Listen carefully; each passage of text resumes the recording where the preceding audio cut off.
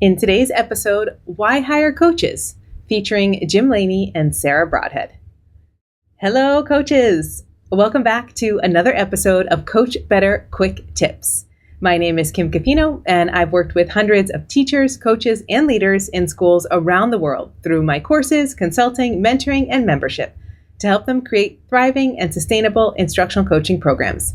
And I'm on a mission to help you coach better. Wherever you are in your coaching journey, we can support you. Are you ready to take your next step? Get a tailored list of resources designed specifically for your experience level to help you coach better today.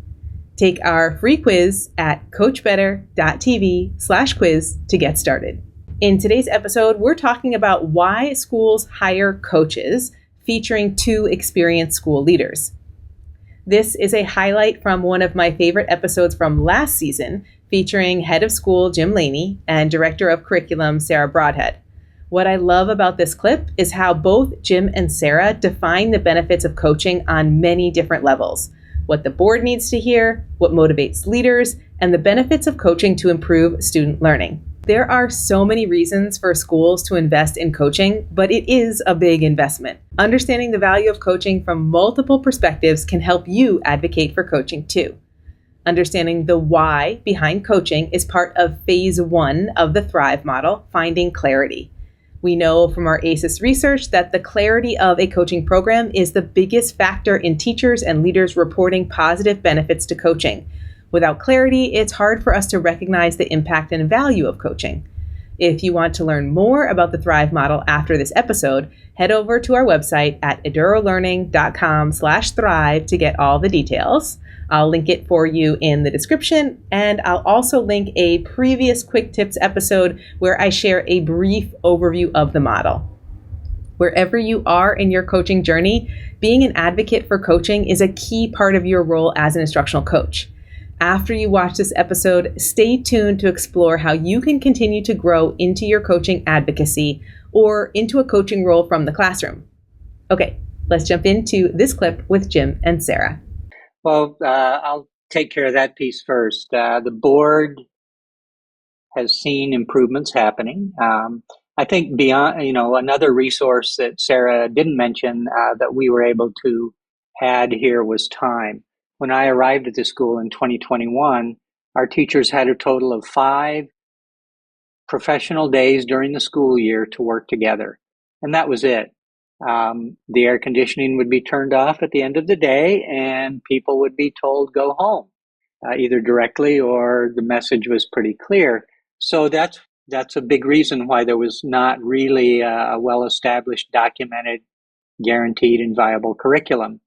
That's why people weren't working together or collaborating together. That's why, in many respects, our MYP program was not really functioning even at a moderately successful level, I would say. So I've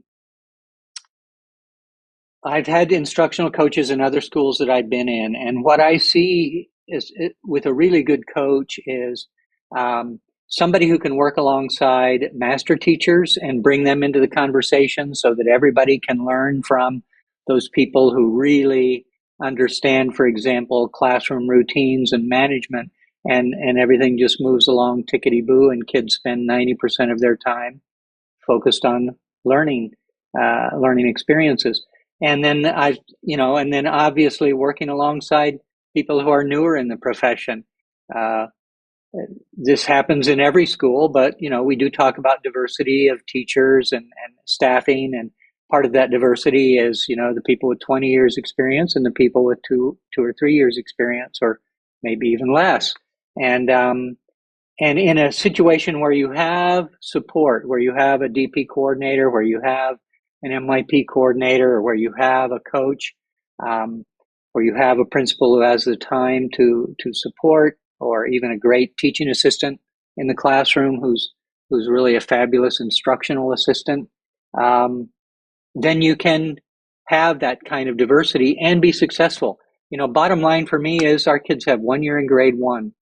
They have 1 year in grade 9 biology, for example, or science 1. We really can't mess around and hope we've gotten it right. And I want to be able to hire younger teachers with less experience and know that they will be successful. I want those master teachers to feel like they're contributing to the growth of their colleagues. Maybe they don't want to be a head of department. They don't want the bureaucracy. They don't want, to be doing the ordering or whatever might come with that. But they have a lot to offer. And I often say when it's recruiting season that, good teachers want two things. They want to be growing and learning themselves, and they want to be contributing where they're at, contributing to student learning, contributing to their colleagues' growth, maybe to the basketball program, whatever it is that kind of floats that teacher's boat. And I feel that coaching really enables that. Unfortunately, as a supervisor, as a principal, even perhaps as a director of teaching and learning, certainly as a head of school, any conversation that's focused around continuous improvement can be interpreted as a threatening conversation by some people, and that's really unfortunate. I started it in administration as a white knight in shining armor, as the IT guy who came in and fixed all the problems for everybody. So I was in everybody's classroom all the time, and they were happy to see me. It was always kind of, a head-scratching moment when I realized that people were not glad to see me in their room and were afraid of what was going on when I was in their room. And so I think coaching is really can really bring it all together. It has to be deliberate. It's not an automatic recipe for success by any means. I think having the time, having the diversity of staff, having the coaches, having the support, maybe even a network with other coaches and things like that are going to help us be really successful at making sure that we have good instruction happening in every classroom. As for the funding, the board has been really supportive of making changes here. It was an interesting problem to have. I think it was the beginning of December when the board basically said, Jim, we see your 3-year plan. We think it's great. Can you do it next year? What do you need from us? And well, okay. For one thing, we have to build 5 new offices this summer, for these and other positions. So, good problem to have. We'll have to see if the board's attitude continues to be that supportive as we have, old, current board members leaving and new board members coming in. But at this point, I think there's a bit of excitement in the community about the changes and the improvements that have already been happening. Yeah, and if I can add on to that, for people who aren't familiar with our school, Gauching American School, we have about 775 students. We have an American curriculum using Common Core, Next Generation Science Standards, and in our elementary school through our high school. But in the middle school, we add on the IB Middle Years program. And then in our grades 11 and 12, we have the diploma program. So we have an elementary school that does not have a coordinator for a particular program. And so one of the instructional coaches is going to be targeting elementary literacy. And so we used data and conversations with teachers around their needs. And then, and parents, of course, stakeholder input to make the decision that role is going to be primarily focused on literacy.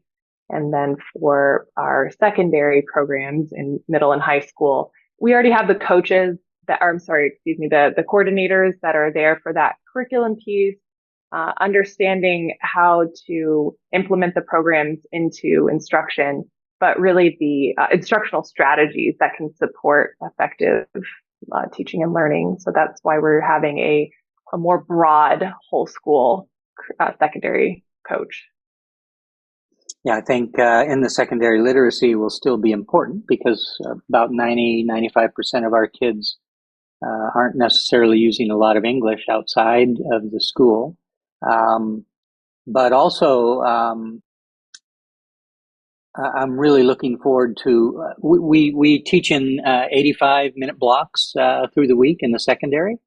And I think really understanding cooperative learning strategies, chunking strategies, the workshop model applied to English or to history or other types of subjects. I think the instructional coach really has a lot of potential to make people feel good about the lesson planning and preparation and to really lead, for example, cooperative learning in the classroom instead of just hoping that it's happening.